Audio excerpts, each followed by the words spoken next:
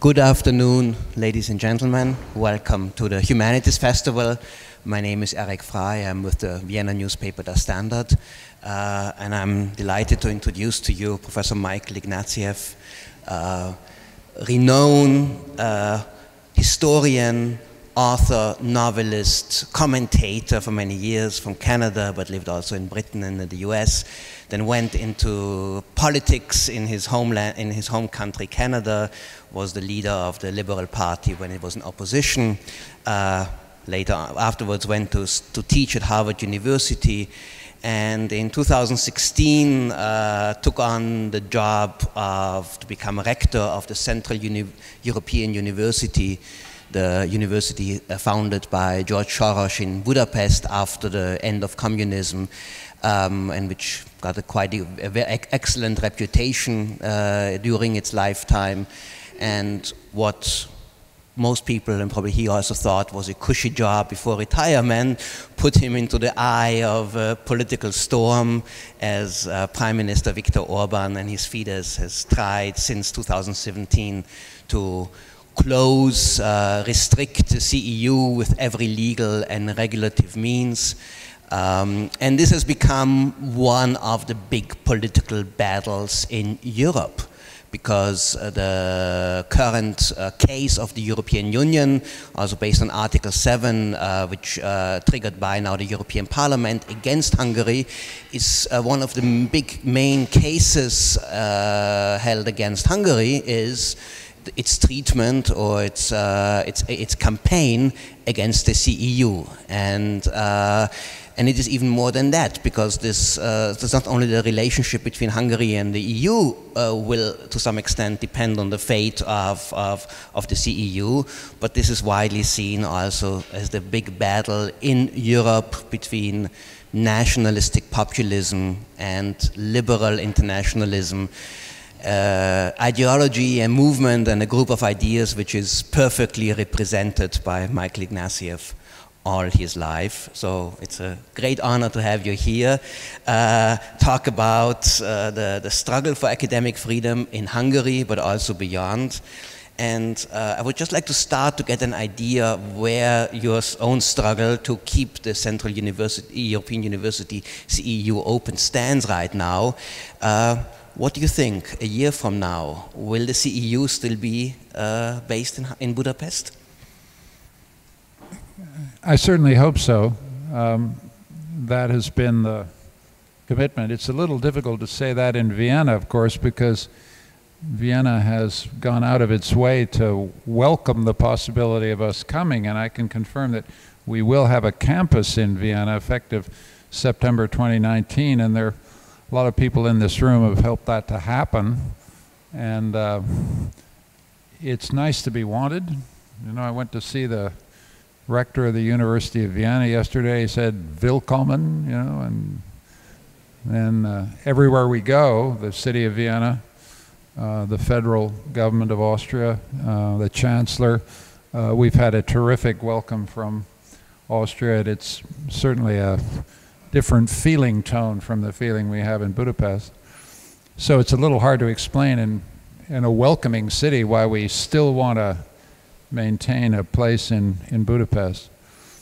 Some of it's just stubbornness, some of it's pride, and some of it's just a deep commitment to the idea that our vocation, academic freedom,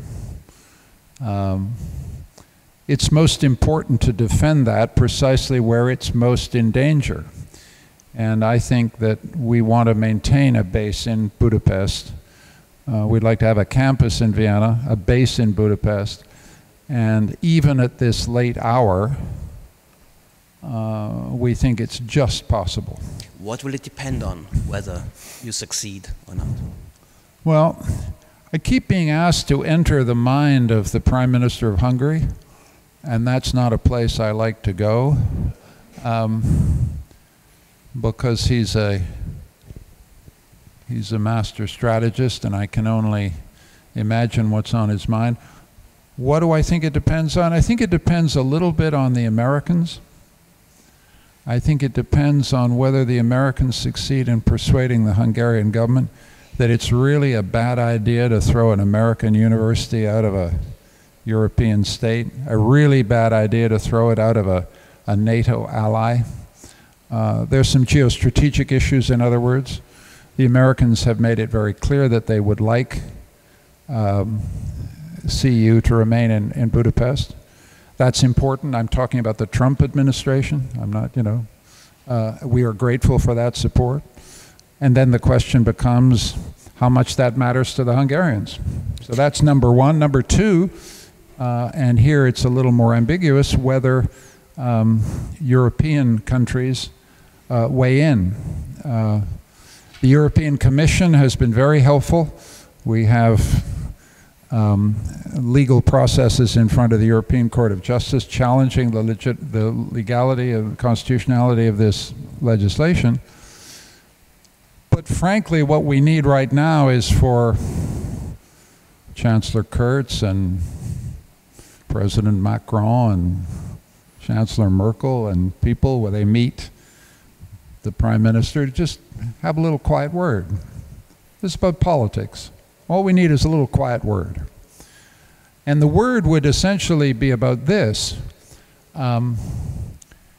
The widest implication here, I think, is about the tradition of Christian democracy in Europe.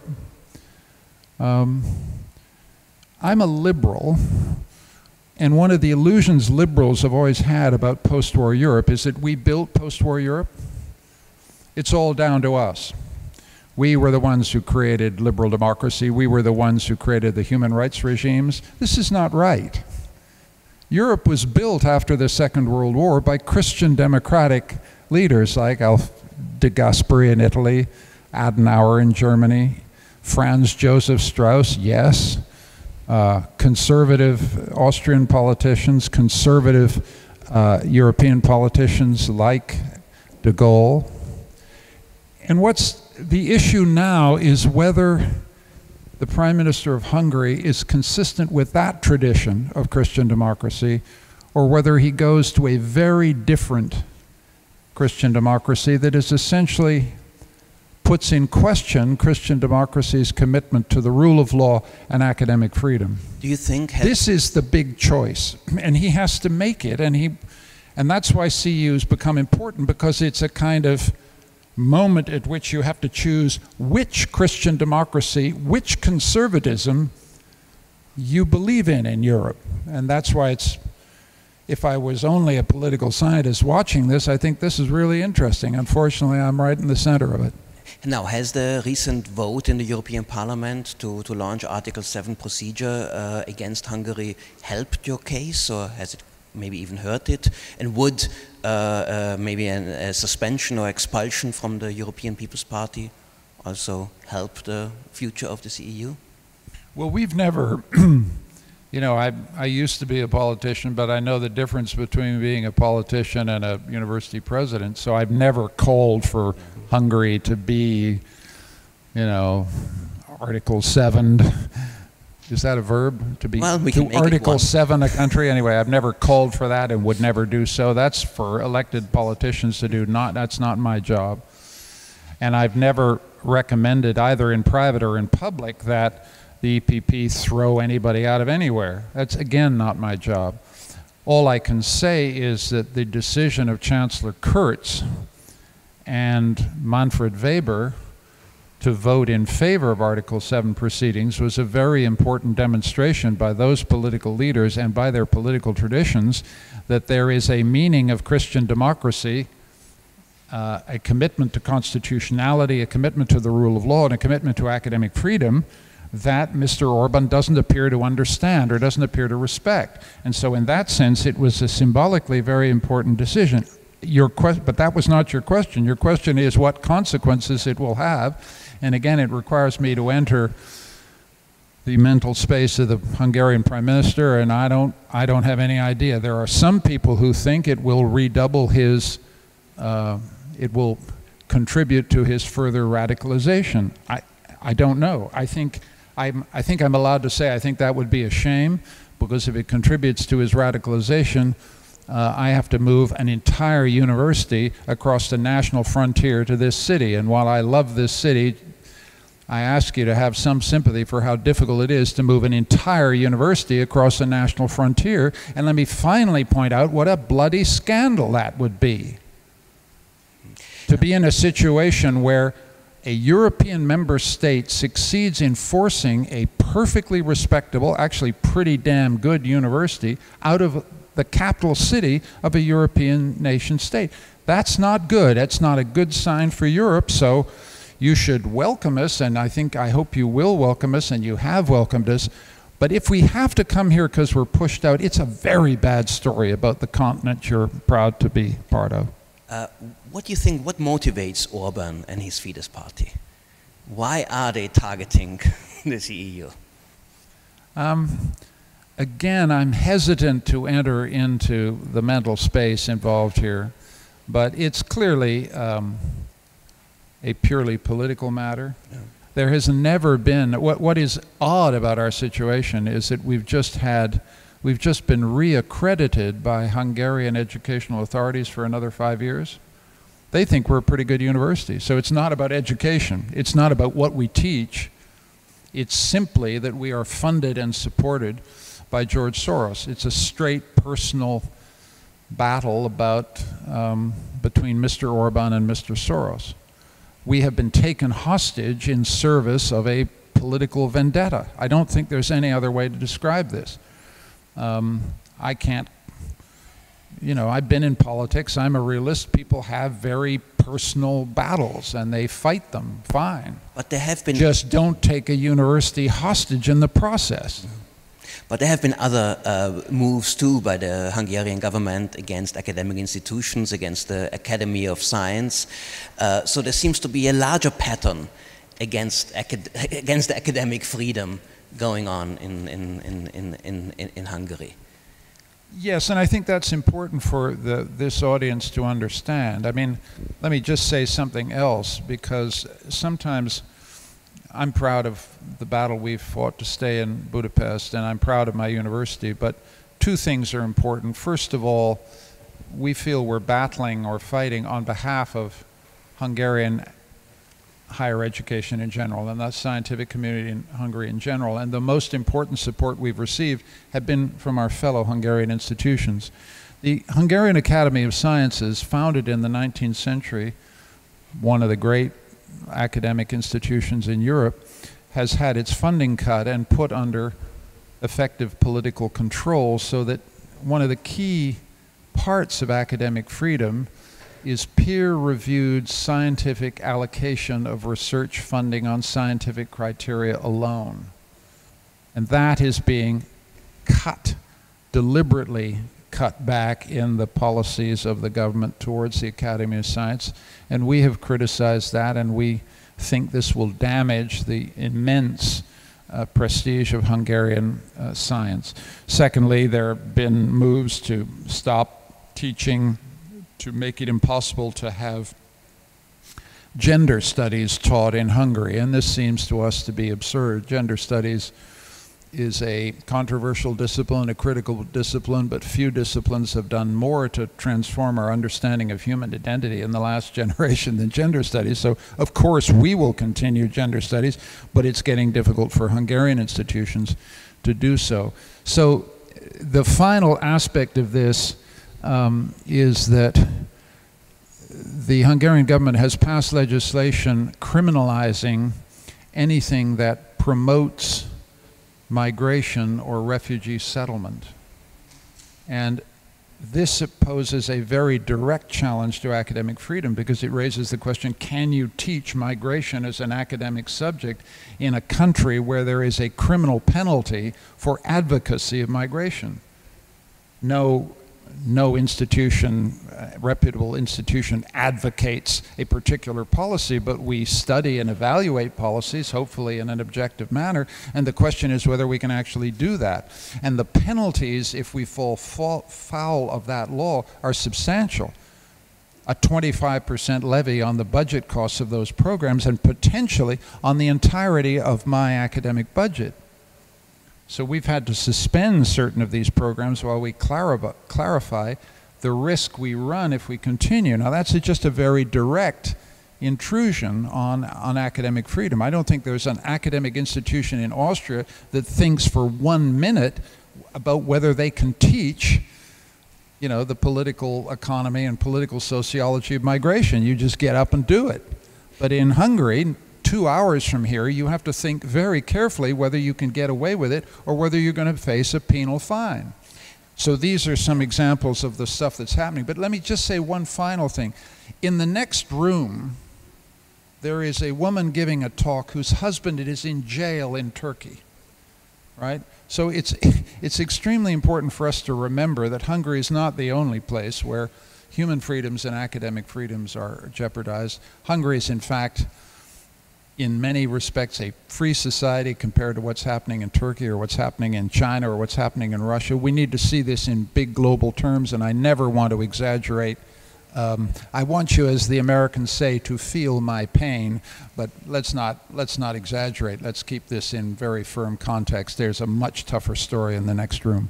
There has been more public support for the CEU than probably Viktor Orbán expected, and maybe even you. There have been demonstrations and a lot of. Is there more power in to the civil society opposing Orbán than it's sometimes given credit here in outside or even in Hungary? Do you see any hope of a positive backlash? Well, I've been in and out of universities all my life, and I do think the most moving single moment in my life, and I think there are some members of our faculty here, CEU faculty here, who will remember this vividly.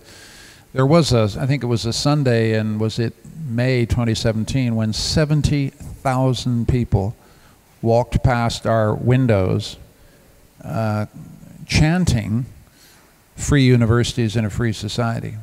You have to be made of stone not to be moved by that. So we had enormous support at that period. I think the situation since then has changed. Mr. Orbán has won a very convincing electoral victory in April. He won a democratic election. You may not like it, you may have questions about the election, but he won it fair and sort of square. The opposition to him is very divided and very discouraged. The civil society movements are under very, very great pressure from some of the legislation I've described. So the situation has changed. I don't feel that, I think it's important to remember that, you know, it's funny, sometimes people say to me, do you feel safe in Budapest? I think, what are you talking about? Budapest is incredibly welcoming. There isn't a day in which we don't have a taxi driver or somebody going when you go to your bakery who says, keep going, keep fighting. You know, we have enormous sense of solidarity and affection and friendship from our the citizens with whom we live. But that's not the same thing as can civil society mobilization change Viktor Orbán's mind? Now, he is very responsive to public opinion, but it would take a pretty big demonstration to crack this, and we can't organize demonstrations and never would. It's not appropriate for a university, but I don't want to make predictions about what would happen if this, and I don't want to urge confrontation with the government. That would not be wise. Now, I understand that it's still now, the future is still up in the air. You need some kind of agreement by December in order to be able to accept new students next year. If this deal is not reached, if Orbán does not accept it, is this then the end of the CEU in Budapest?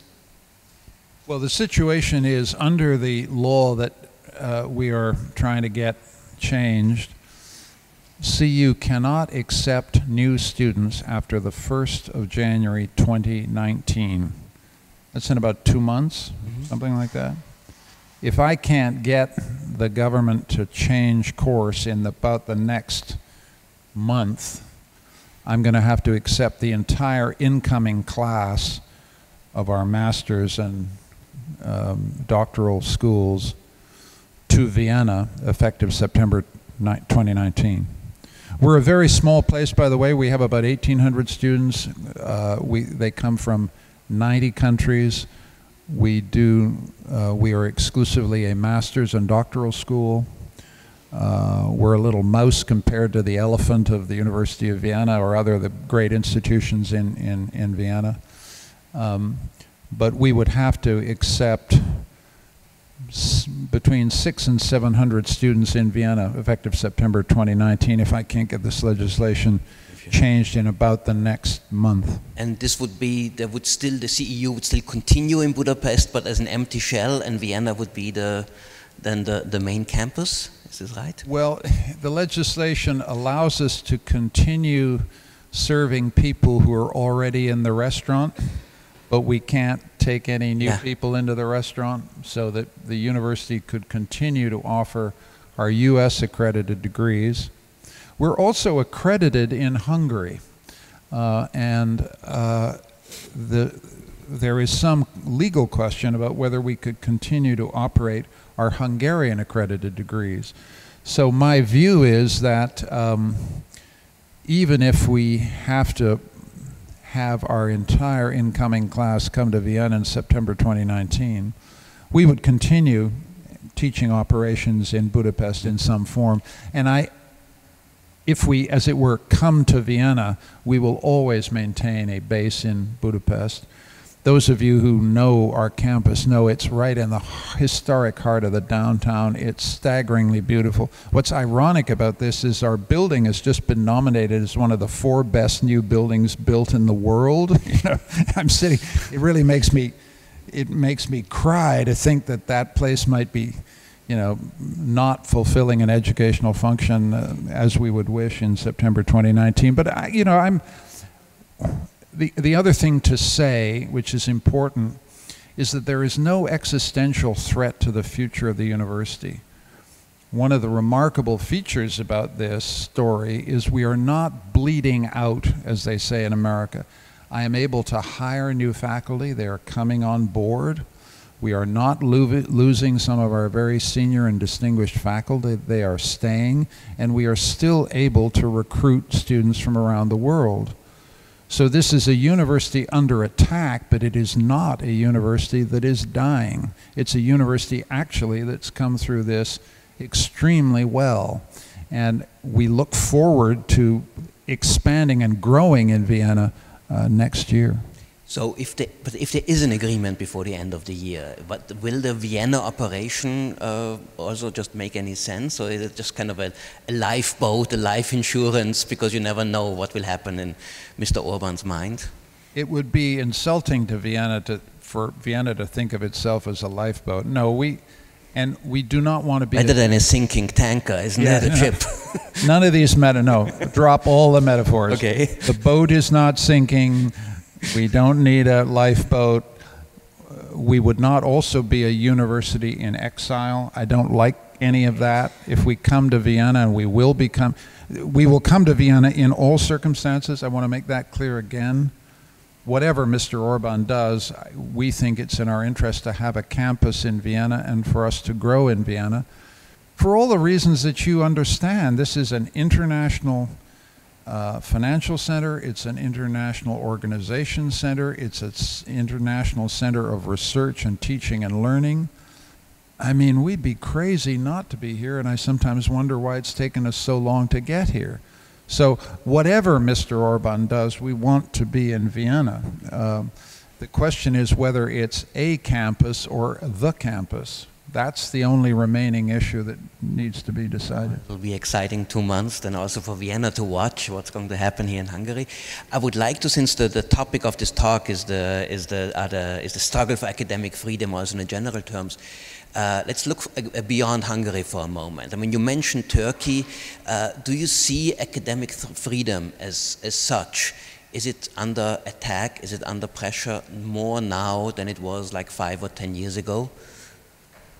It's, you know, I've had, to put it mildly, a non-standard academic career. I've never, for example, had a sabbatical. I'm extremely envious. All these people get sabbaticals. Anyway, if you had asked me 5 years ago what I thought academic freedom was, I would have said it's tenure for professors. That is, it's an individual right. It's the fact that once you're Once you pass a certain barrier, you cannot be fired. It's a protection for the individual rights of a faculty member. I now see academic freedom as both that individual freedom, but also a collective freedom for institutions to set their priorities within the limits of the law. In other words, it's about the institutional autonomy of the community of scholars. And it traces back to some of the oldest ideas of freedom we have in Europe, because many of our universities are over 1,000 years old, and they were self-governing communities of scholars, Paris, Salamanca, Bologna, etc. And I think, to your question, it used to be the case that the threats to democracy that we worried about were threats to the freedom of the press and threats to the independence of the judiciary. And I think in the last couple of years, suddenly threats to the autonomy of universities and the independence of universities have come to the fore in two dimensions. One of them is, I think, a broad cultural trend that relates to the fact that we're living through the biggest technological change since Gutenberg in how knowledge is disseminated and reproduced and passed along.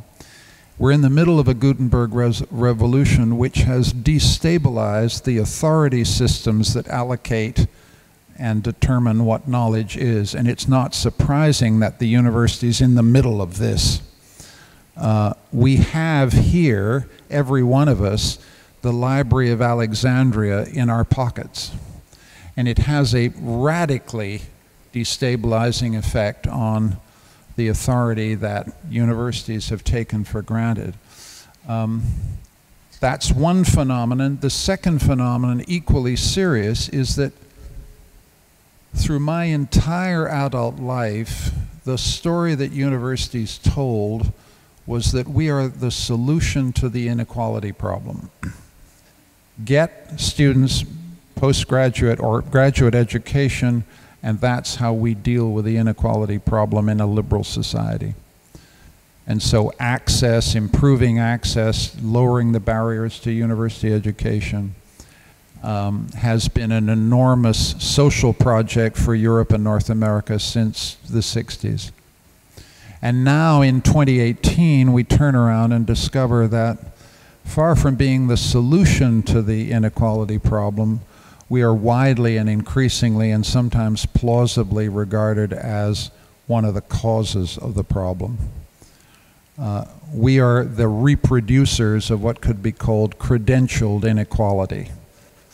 We allocate, through our qualification system, the ticket of entry to every middle-class job and every skilled job in the economy. And because of the stagnation of real wages among industrial workers, the economic transformation of work,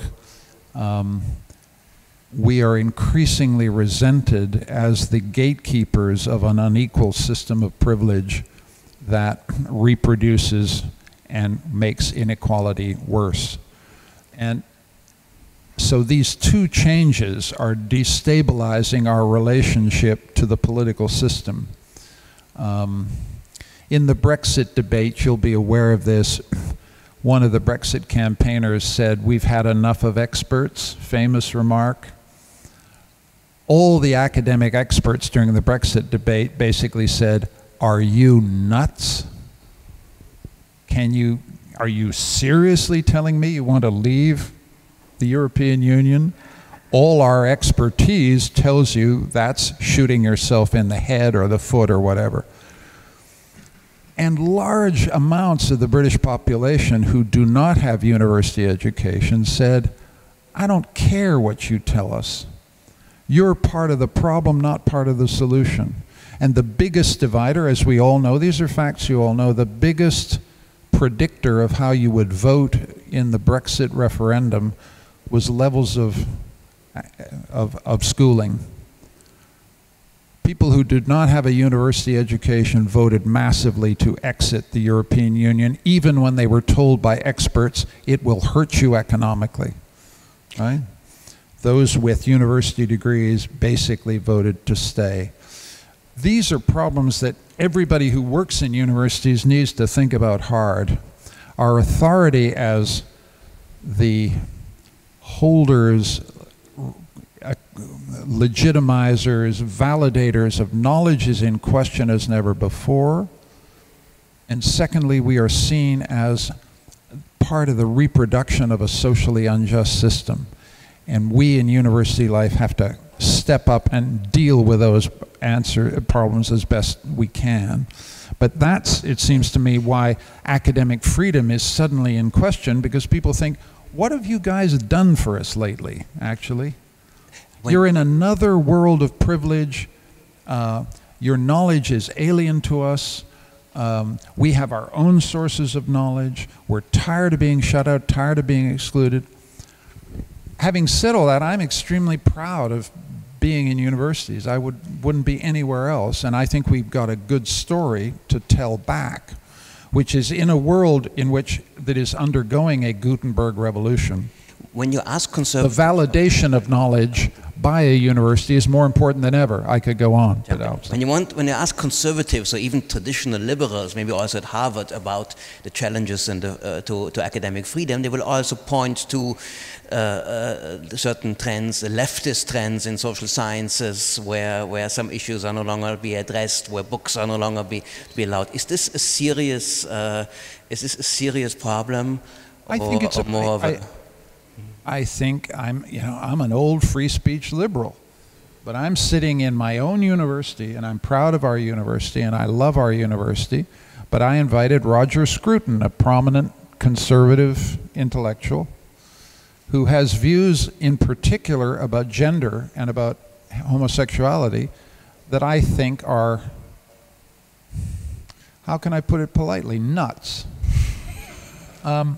But he's a serious guy. He has a philosophical position that is entitled to be heard and is entitled to be respected. When he stood up to talk in my university in a full hall, 60 students walked out rather than listen to him. That's a problem. I can't stop the students going, and I had many dialogues with the students before Scruton came to make the simple point that when you put somebody on a platform, you're not validating either their life or all their views. This issue of platforming, to platform is to endorse, seems to me to be the death of free speech.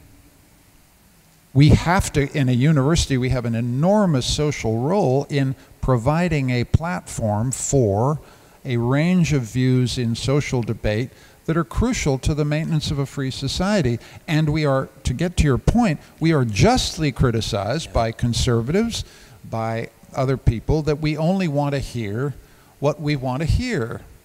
And that I would add that as the third element of the challenge to academic freedom, to which we have to get our house in order.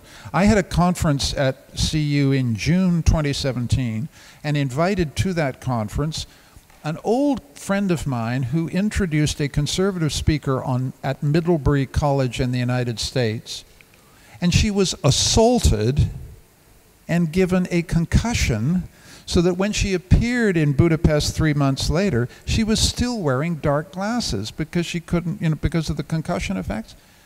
What the hell is happening? I know Middlebury College. It's an excellent undergraduate institution in which they invited a conservative speaker, and he was shouted down, and she was hit so badly she suffered a concussion. This is the kind of stuff that is providing ammunition on the conservative side, and frankly, until we fix that, the conservatives and people hostile to universities have actually a very good argument. So what can academics, scholars, and those who also believe in free speech and the future of an independent academic world do now to defend these values and their institutions? Well, I think we need to reach out. We need to provide we are in very polarized, very divided societies. Everywhere I go, universities are saying, should I invite an AFD person to a platform at a university?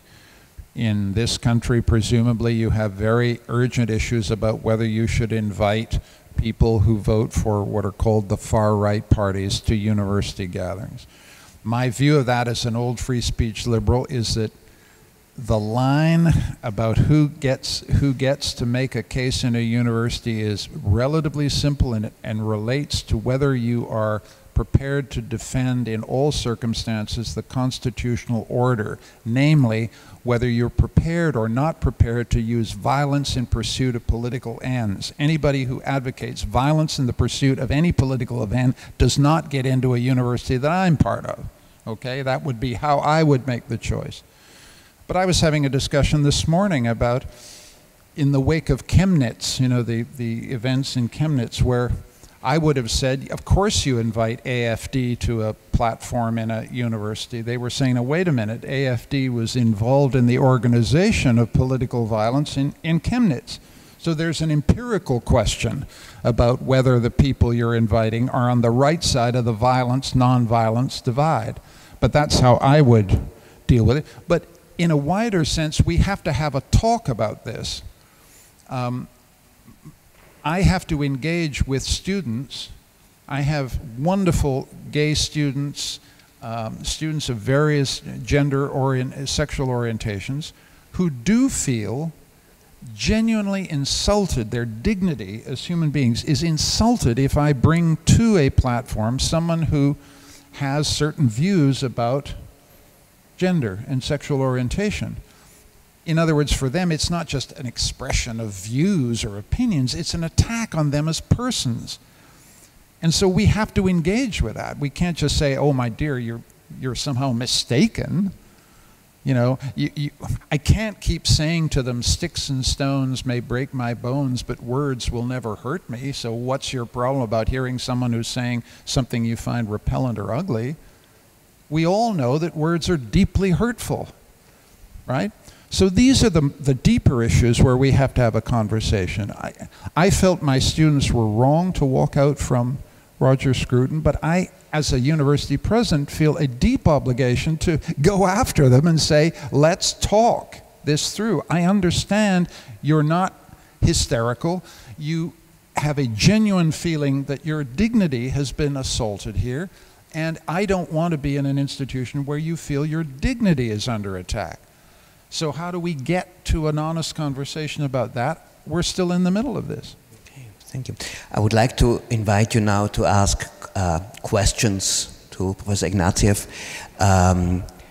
Please, when you get to the microphone, introduce yourself and be short and concise to give others a chance to, okay, here's the first.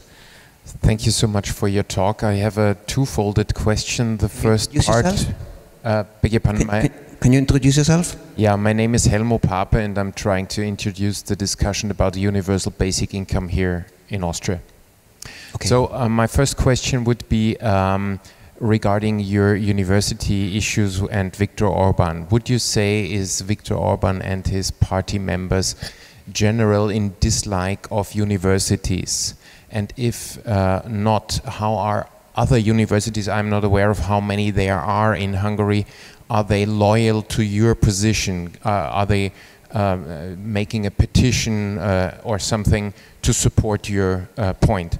And the second part of the question, because the title of the talk is the struggle for academic freedom, I would like to ask your view on if economic motives are hijacking the science business in general, because you have more and more pressure to produce something that is, quoting, productive. Thank you. To the first question, we've had very substantial support from other academic institutions, and that's beyond praise because all of them are state dependent. They're dependent on state funding, and so when they have to step up, they're taking a risk, which I deeply appreciate. To the second question, I think that is an issue about academic freedom. I think every university has to have very clear protocols about the conditions under which it accepts research funding, and not just from corporate sources, but from philanthropic sources and in turn from government sources. Academic freedom is on the line every time you take money from any source. And so I would, you know, we work with this constantly. We spend a lot of time on contracts trying to make sure we're not going to get caught in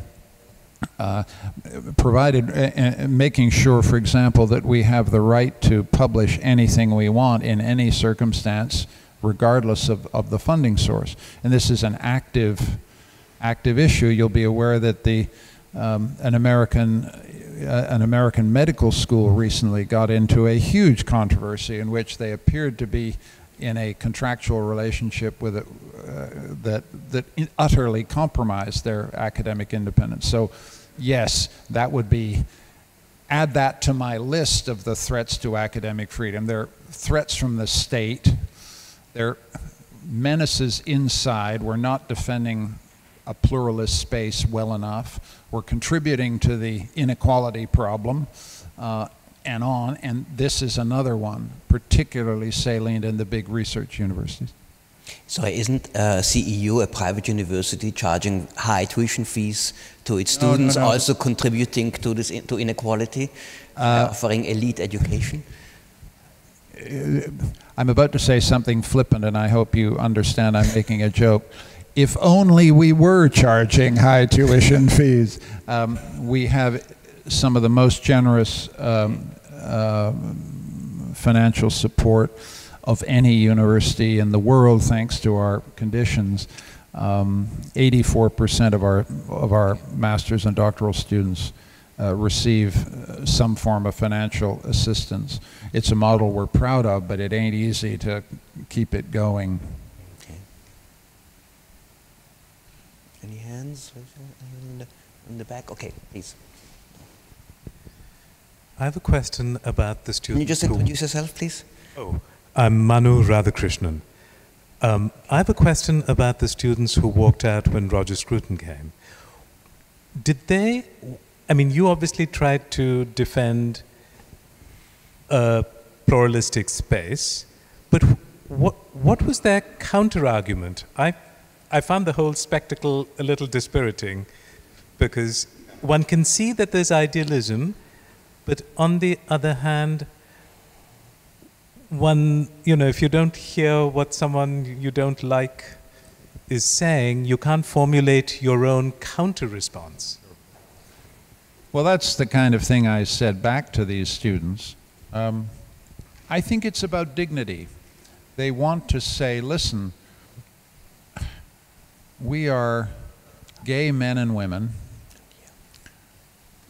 This is more than a sexual preference or a gender preference. This is who we are. And this guy gets up and we give him a prestigious university platform to talk at us, and you are legitimizing this derogation, this attack on our dignity. And it's difficult to argue around that. If you feel that your dignity is attacked when someone says something to you, it's a little difficulty. I mean, how am I supposed to say to them, actually, your dignity is not in question at CEU? That's what I do say. I mean, this is a pluralistic community. You're entitled to full respect. A university cannot assault or infringe the dignity of any of its members. That's what it means to be in a community of scholars. And they say, well, the way you've got to prove that to me is by barring certain people whose opinions I don't like, right? You see what I'm... So this is where we are, and it's a global phenomenon in the sense that students pick this up from other places. And that, I think, suggests that, again, the duty of a university is always to say to its students, to its staff, and its faculty, think. Think. Let's think this through together. You know, and sometimes, I don't mean to be disrespectful to them, I think they didn't think hard enough about this. They made a claim that was kind of in the air, as it were. They picked it up, but I'm not sure they could fully justify it. And if they can't justify it in a university, then they got to sit down and listen to somebody. think over there. Hi, my name is Damita Pressel. I'm a journalist, and it's not so much a question as a comment to you, and also the previous person who asked the question. I think that the line that you're drawing in terms of whether someone advocates violence or not, as a decisive factor as to whether or not to invite them, I think that's a very low bar that you're setting. With all due respect, I think that. You said that the students who walked out didn't think enough, but I think that it's very difficult as a male in such a privileged position to really feel what these people must have been feeling, that when someone is on stage who respects you as a human being less because of your gender or because of your orientation, I don't think that you can ask any human being to sit and listen to a person with those opinions. I think that's too much to ask, and I don't really see what is unclear about someone standing up and leaving when they're feeling attacked in their humanity by someone else's opinions. It's as simple as that. Well, that's an important claim about respect, and I guess what I'm asking is whether respect is actually in play here. In the talk that Roger Scruton gave, there was no utterance of any kind that expressed disrespect to anybody. It was a defense of a conservative political philosophy in context. That's just the context. What they were objecting to were things they found online that he had said 5-6 years in the past. I framed the presentation of Mr. Scruton in such a way as to say he was here to present. It was a particular debate in political philosophy. I framed it in that terms. I made it clear that inviting him did not amount to a broad-based approval of everything he'd ever written. No university can give that guarantee. You're using the term respect and attack in a way that, if those are the terms, then I'm not sure we can hear anybody we disagree with, because at a certain point, disagreement is a fundamental issue. But it is not, in my view, an issue of respect. And it is also not the case that I, as a person in authority, can't adjudicate that question because I'm a white elderly male. We can't run institutions unless the authority of the institution, its commitment to plural debate, is valid irrespective of the biographies and identities of the person who have the authority in the institution. I mean, I accept an obligation to listen to every member of the community, hopefully with respect. But if the conversation is telling me, you can't possibly know what I feel about anything because you're a heterosexual white male, it's difficult to maintain a university at all under those premises, especially a university that has people from every religion, every faith, every gender orientation on earth. We have got all God's children in the room. And we can't have a free institution if persons' perspectives are invalidated. That is, you cannot understand what I feel and what I'm saying simply because of who you are. That takes us into with respect to what I'm trying to engage with you as seriously as I can, because you're mounting a real challenge to what I'm saying, and I take it seriously. I just respectfully disagree. I think, there was a question. Yeah.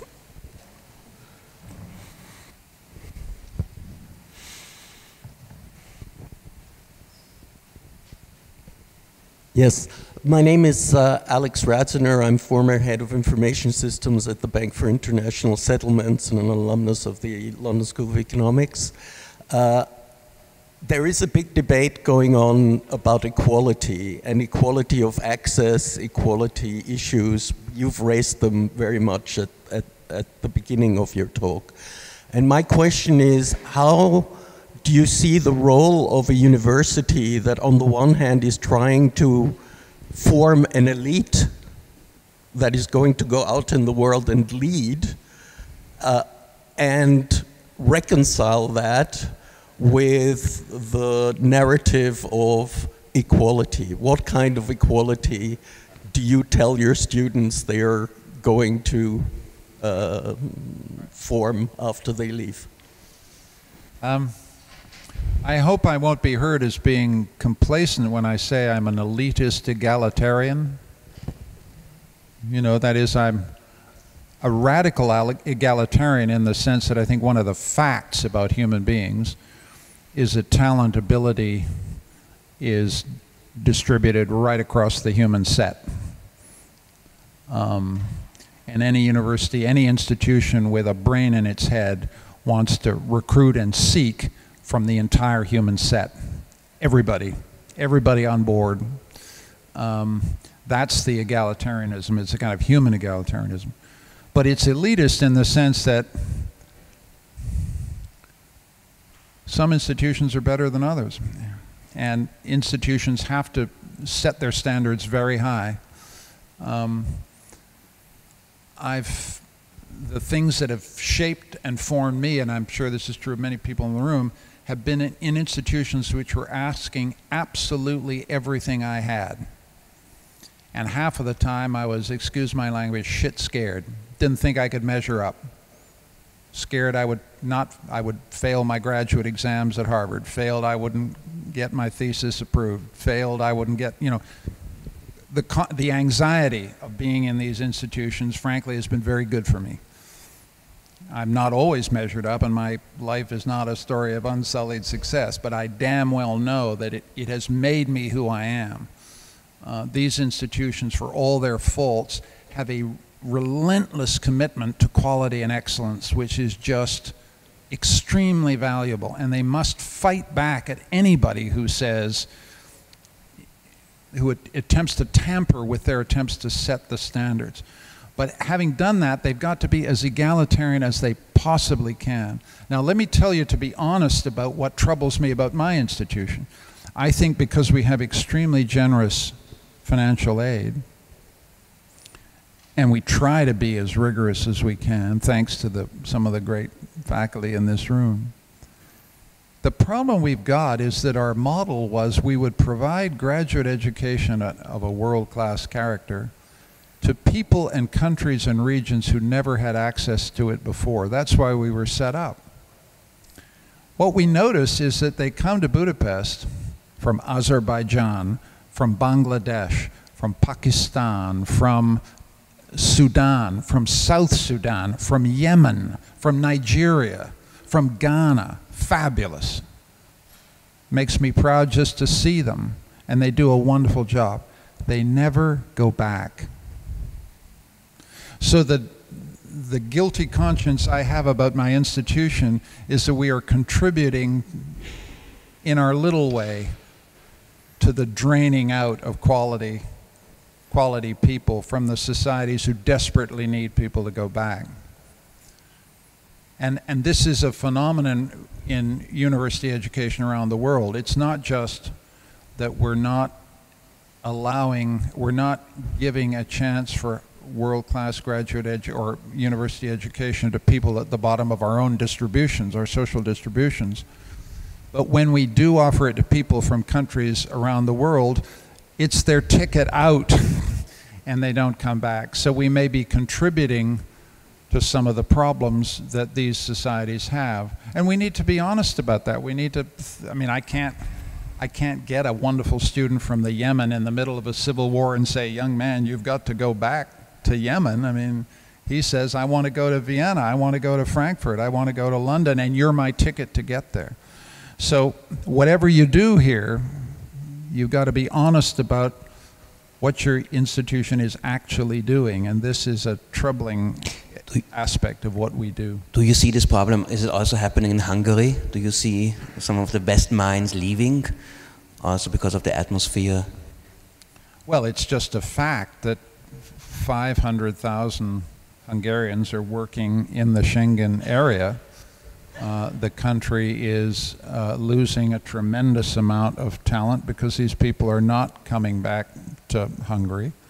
And that's a general aspect of EU accession which we haven't talked about enough, which is the often catastrophic demographic impact, particularly in the most talented ends of the age distribution, right across Central and Eastern Europe. We would have time for another question. I don't see any other hands, so we'll take this one. Mattis, my name. I have a question, I have more or less a statement. I think what we've heard so far was about justice and dignity and some metaphysics. And I think what we also discussed here was what makes authority, how do we construct expertise and authority in the 21st century?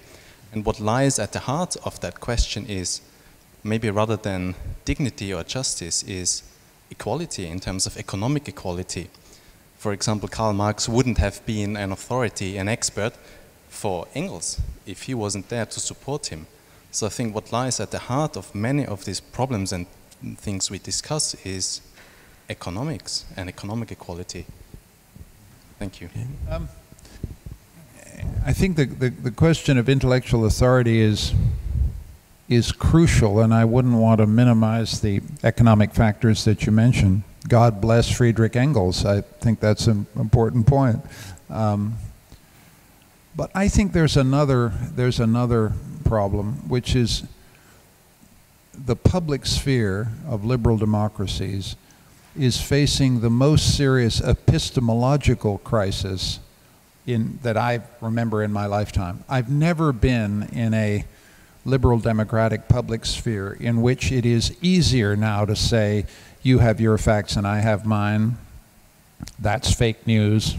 The willful, sometimes vicious ways in which political leaders of various kinds are challenging the authority of reality itself, and in the process radically devaluing the status and authority of experts, is I think at the limit, a genuinely frightening phenomenon. Some of it is a course correction that needed to happen. To go back to the Brexit case, we're tired of experts, that stuff. If you were turning on the television any time between 1965 and 1995, and it was British television, and I know a little bit about this, somebody would come on and be validated as an expert by the BBC or ITV or one of the networks, and he would then talk about Sunderland. He would talk about the conditions in a northern industrial town. And if you were in Sunderland, you thought, who the hell is this guy? Do you know what I mean?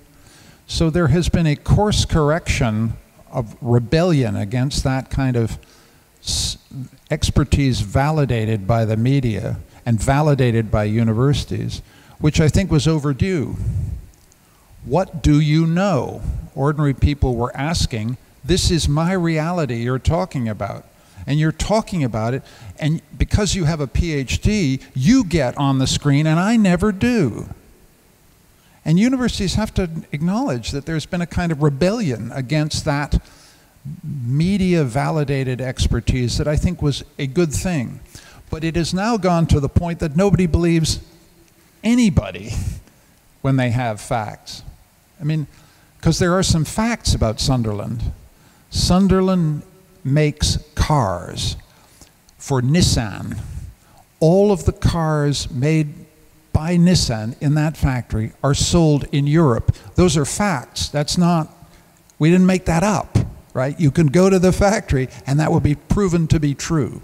So if you're going to have a debate about what the consequences of Brexit for Sunderland are, it is a fact that that factory will probably have to close because the market will become impossible, right?